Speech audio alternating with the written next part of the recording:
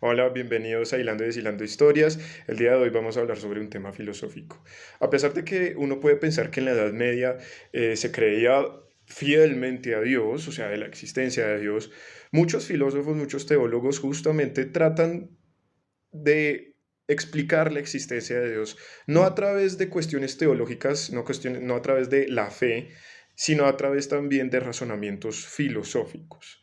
Y específicamente voy a hablar de dos personajes, Anselmo de Canterbury y Santo Tomás de Aquino. La filosofía en la que se van a basar Anselmo de Canterbury y Santo Tomás está muy ligada a lo que había establecido a finales de la Edad Antigua el señor San Agustín y lo que establecen también ya como tal en lo que es la Alta Edad Media personajes como Boecio y San Isidoro de Sevilla. Como tal, la existencia de Dios nunca se puso en duda y específicamente está ligado a lo que es el concepto de la fe. Pero ya a medida que va pasando el tiempo, ya cuando estamos entrando a lo que es la plena Edad Media, o sea, por allá siglo XI, siglo XII, llega a Europa lo que son los libros de Aristóteles como tal traducidos a través de los árabes y también después a través pues de los mismos cristianos. Entonces, con la llegada o pues el redescubrimiento de Aristóteles en la Edad Media, se empieza entonces a pensar de otra forma.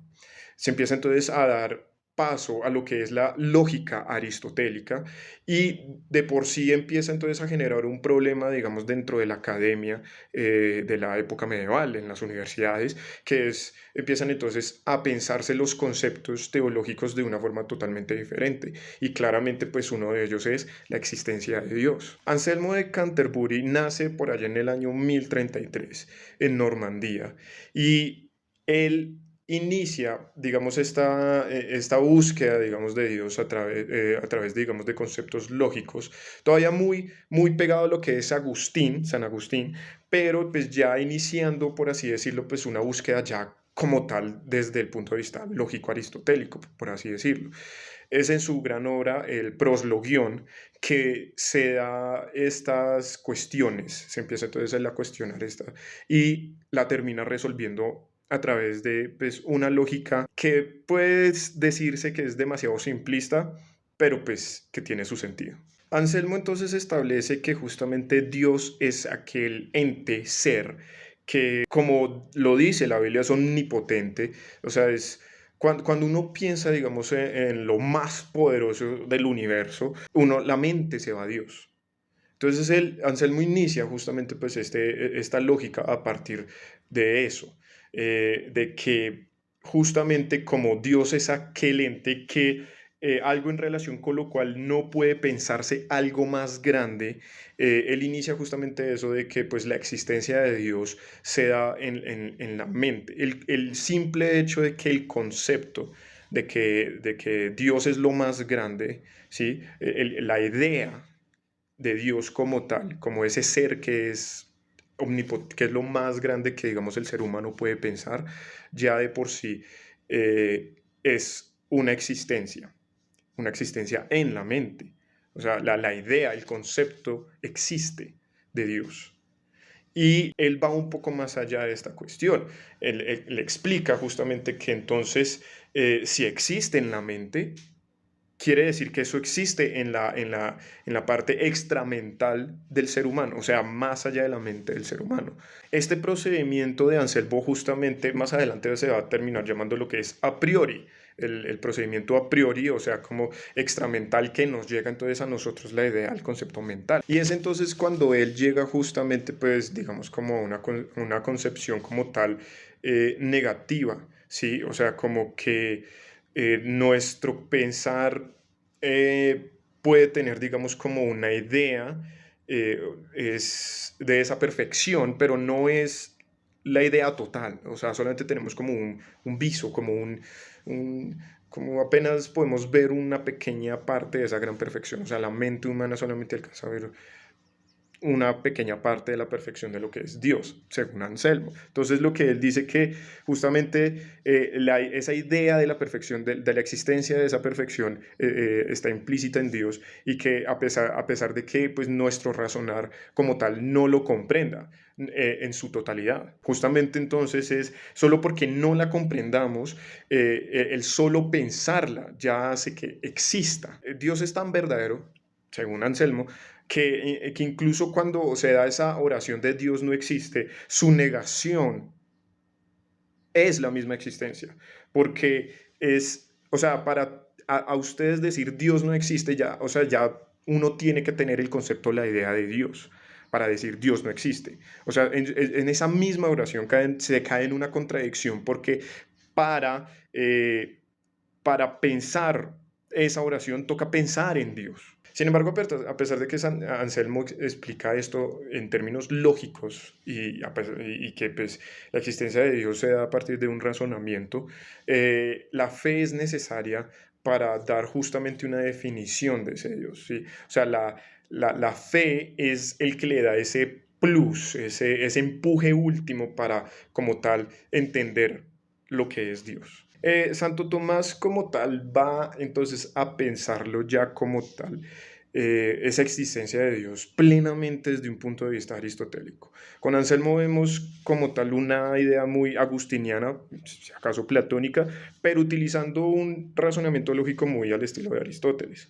Santo Tomás es plenamente aristotélico en este sentido. Santo Tomás entonces da 5 pruebas de la existencia de Dios.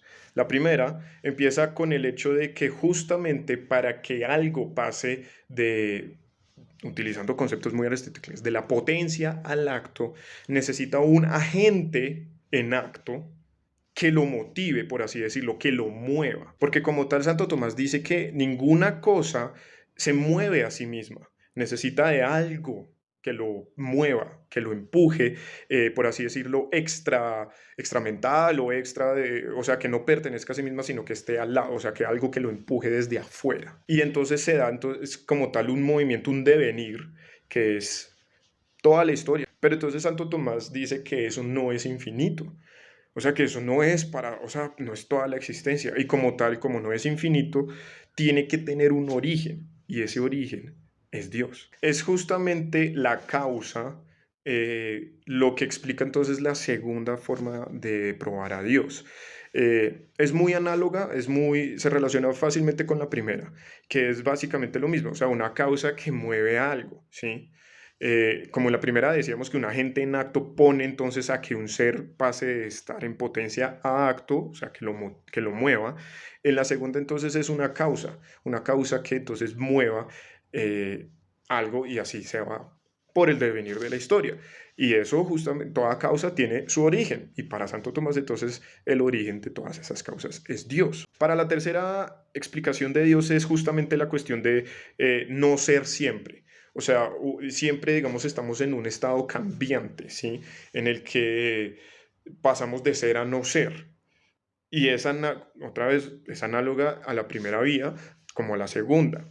Básicamente, para pasar de ser a no ser o de no ser a ser, pues se necesita pues algo que se motive, digamos, ese cambio.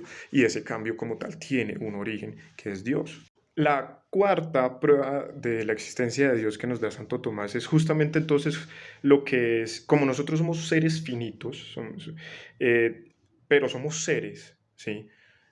Toca buscar entonces el ser en sí. O sea, nosotros somos seres, para que nosotros estemos acá como tal, tenemos entonces una cuestión que entender que es justamente lo que causa que seamos un ser.